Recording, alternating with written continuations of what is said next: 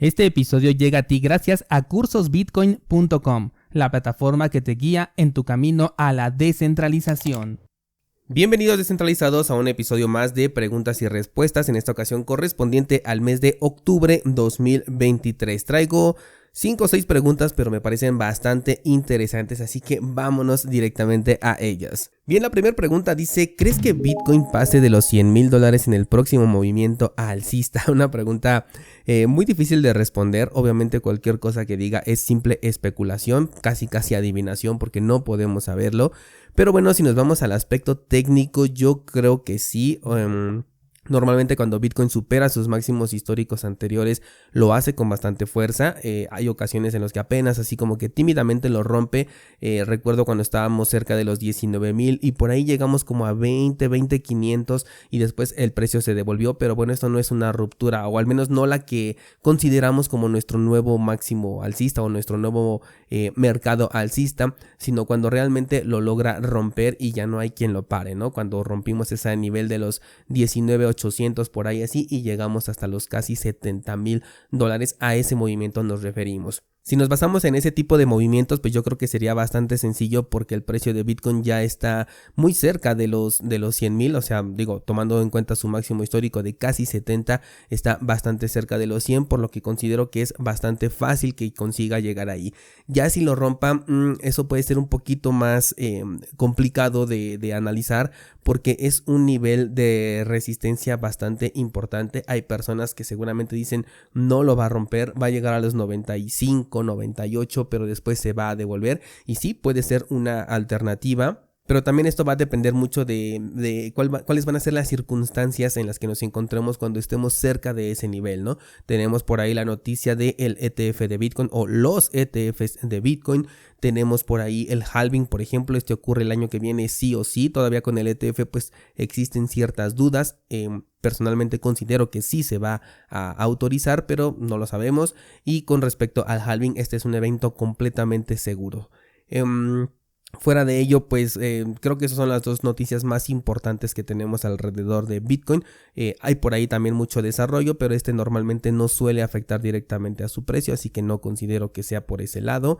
Entonces, bueno, para dar una respuesta concreta, la pregunta dice: ¿crees que Bitcoin lo pase? Yo creo que sí va a pasar de los 100,000, no sé cuánto arriba de los 100, si sea 101,000 o 150,000, pero yo creo que sí los va a pasar en el próximo movimiento alcista, y para mí ese movimiento va a venir en el año 2025. Siguiente pregunta dice: ¿la blockchain de Bitcoin es una blockchain distribuida o descentralizada? Pensé que era lo mismo, pero estoy investigando y no lo es. Ok, la blockchain de Bitcoin es tanto distribuida como descentralizada.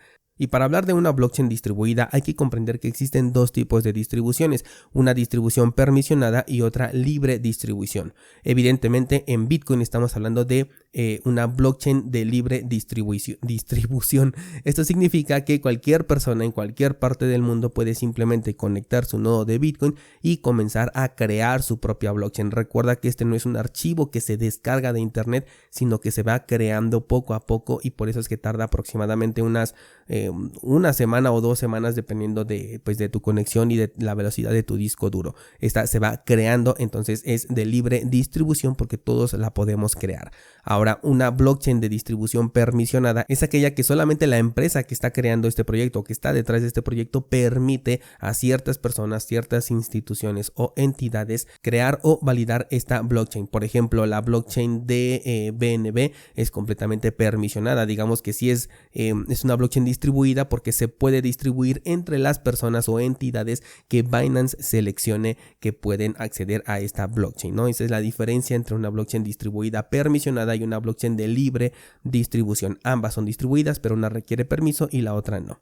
Ahora, con respecto a descentralizada, la blockchain de Bitcoin es una blockchain descentralizada porque ya a lo largo de estos 14 años ha alcanzado ese nivel. Evidentemente, si hablamos de una blockchain que llevaba una semana en donde solamente Hal Finney y Satoshi Nakamoto tenían una copia de la cadena, pues sí podíamos decir que era centralizada, porque ellos dos podían ponerse de acuerdo, realizar algún cambio y pues se vería reflejado prácticamente de inmediato porque ellos serán los únicos participantes dentro de esta red de Bitcoin. Pero al nivel al que ya tenemos hoy en día y con las características que tiene Bitcoin de que prácticamente cualquiera lo puede correr en una computadora, pues prácticamente en su computadora, ¿no? de uso diario, eso la convierte en una blockchain descentralizada.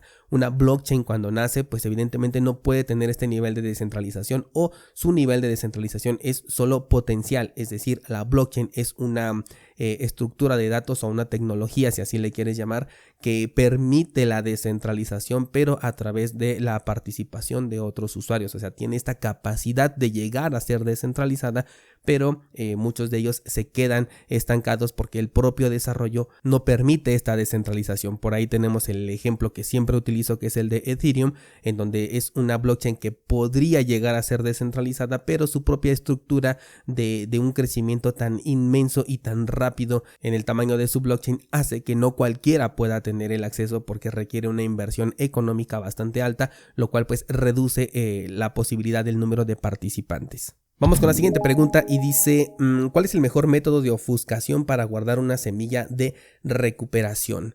El mejor método de ofuscación es aquel que tú puedas entender, que sea sencillo y que sea seguro. Por ejemplo, la semana pasada o antepasada estaba viendo en el grupo de Discord que un descentralizado genera semillas de recuperación, pero estas están ofuscadas de tal manera que solo bajo un código que él y su familia conoce pueden acceder a las semillas de recuperación. Es decir, a pesar de que se llegase a perder el control de las semillas que se encuentran respaldadas en metal, aún así no podría el atacante acceder a los fondos porque ellos utilizan un código interno que solamente conocen ellos, y de esta manera digamos que una semilla genera a otra, pero bajo un código interno de esta familia, ¿no? Me parece un método bastante interesante, pero la verdad es que sí lo considero un poquito complejo, ¿no? Yo no sé si al menos para un uso personal me atrevería a esto, sobre todo considerando pues cómo es tu familia, ¿no? Si tu familia realmente tiene una... se lleva bien con la tecnología, bueno, pues probablemente podía ser algo bastante sencillo, pero digo, en mi caso no es así, mi familia no se lleva bien con la tecnología, entonces creo que les agregaría todavía un nivel adicional de dificultad, ¿no? Primero en comprender qué es Bitcoin, cómo se maneja, qué demonios son las palabras de recuperación, y luego todavía agregarles un código. Bueno, para mí no sería un método eficiente. Si para este descentralizado lo es, bueno, por eso te mencionaba en un principio, el método más seguro de ofuscación es el que tú puedas controlar y entender, y que las personas que van a estar involucrados en ese método de ofuscación también lo puedan entender, ¿no? Personalmente uno que me gusta un montón y se los compartí hace poco es el de la Sigsigner a través de la BIP85, en donde una semilla de recuperación genera otra semilla de recuperación que se le llama hija, y a esta semilla no se le tiene que crear un respaldo. Se le puede crear, por supuesto, pero no es necesario porque son... Estas semillas son determinísticas. A través de la primer semilla de recuperación más un número, este número puede ser tan aleatorio y sencillo como por ejemplo la edad a la que lo hiciste, tu año en el que entraste a la primaria, la edad de nacimiento de tu hijo, el año de nacimiento de tu hijo, no sé, ¿no? Cualquier dato de así numérico de este tipo puede generar unas nuevas semillas de recuperación, de tal manera que a pesar de que caiga en malas manos la semilla de recuperación original, la persona o el atacante no podría acceder a tus fondos porque le hace falta conocer que tú tienes una BIP85, que generaste unas nuevas semillas de recuperación, las cuales no tienes que respaldar, y el código familiar, por ejemplo, sería únicamente, ¿sabes qué? Pues es mi fecha de nacimiento, mi año de nacimiento, ¿no? Por ejemplo, no sé, 1990 o el año que corresponda, ¿no?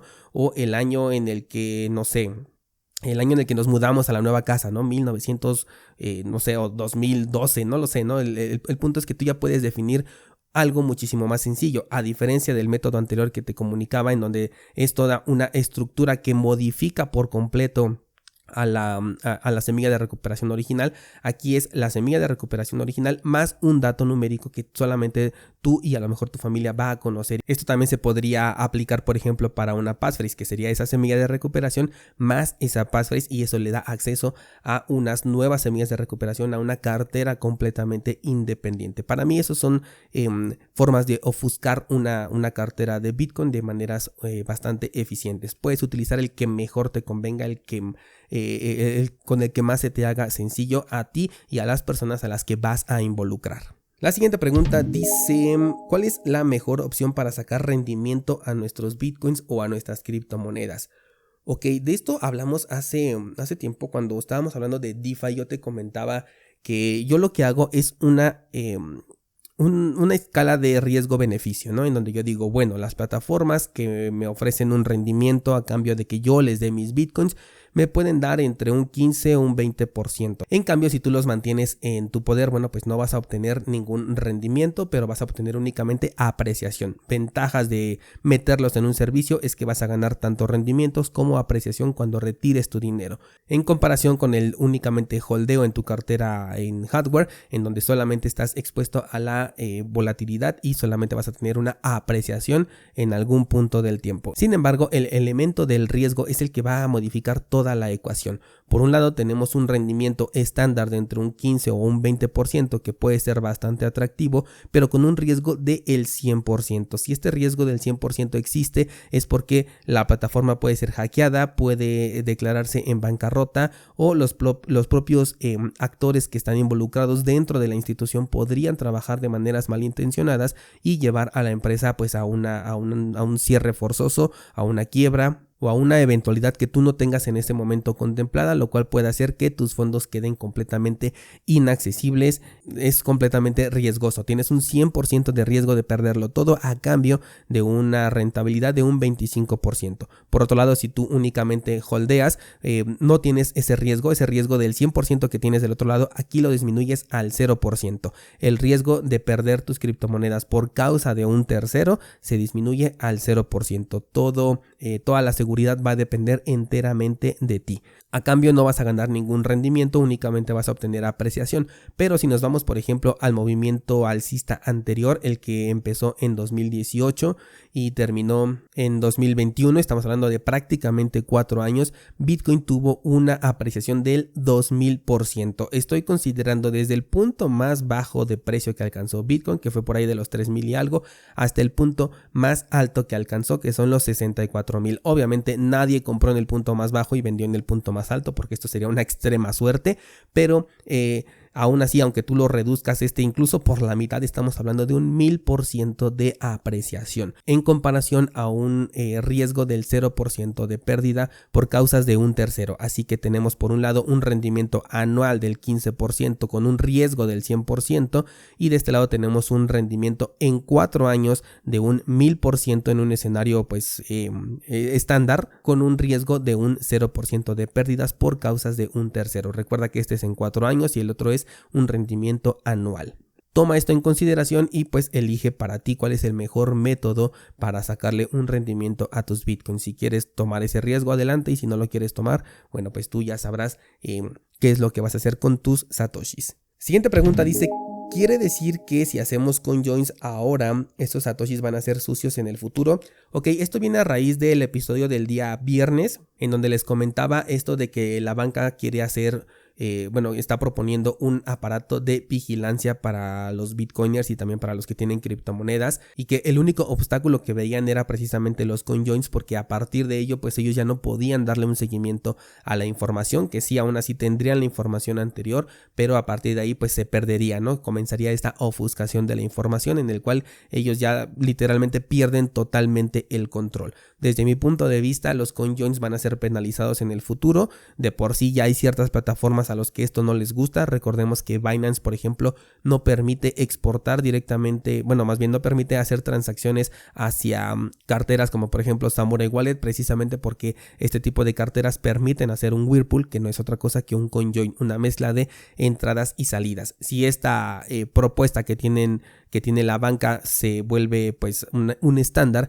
seguramente todas las transacciones que vengan de un CoinJoin van a ser consideradas como sospechosas, tanto por las entidades que se dedican a las criptomonedas, como los exchanges centralizados, como también por la banca, porque recuerda que con este nuevo aparato de vigilancia la banca ya podría ligar tu nombre y tu cuenta bancaria a también una actividad en cripto. Entonces ellos pueden decir, si tú como usuario tienes una actividad que yo como banco considero sospechosa, puedo llegar a bloquear incluso tus actividades bancarias porque tienes una actividad sospechosa en Bitcoin, ¿no? Por ejemplo.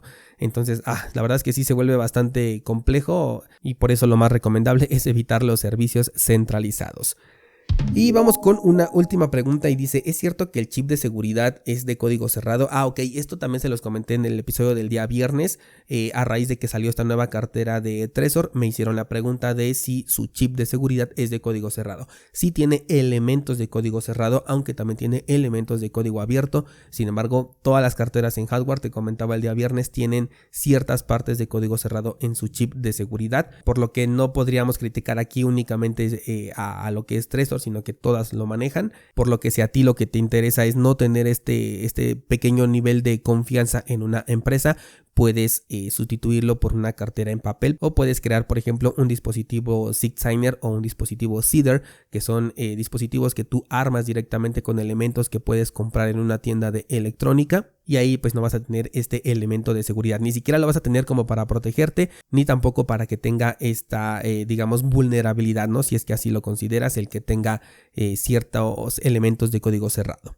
Y bien, pues de esta manera es como terminamos el episodio de preguntas y respuestas de este mes. Me parecieron como siempre bien interesantes sus preguntas, me encanta que me las hagan llegar o que las compartan directamente en el grupo de Discord. Algunas de estas las saqué totalmente de allí, así que bueno, no dudes en participar, ya sea directamente escribiéndome o compartiendo tu inquietud en nuestro grupo de Discord. No olvides pasar a checar el nuevo contenido que subo esta semana en cursosbitcoin.com. Estamos con el curso de Electrum Wallet, una cartera bastante interesante con únicamente un puntito ahí a considerar, que precisamente lo abordo en este curso. Eso sería todo por el día de hoy, muchas gracias y hasta mañana.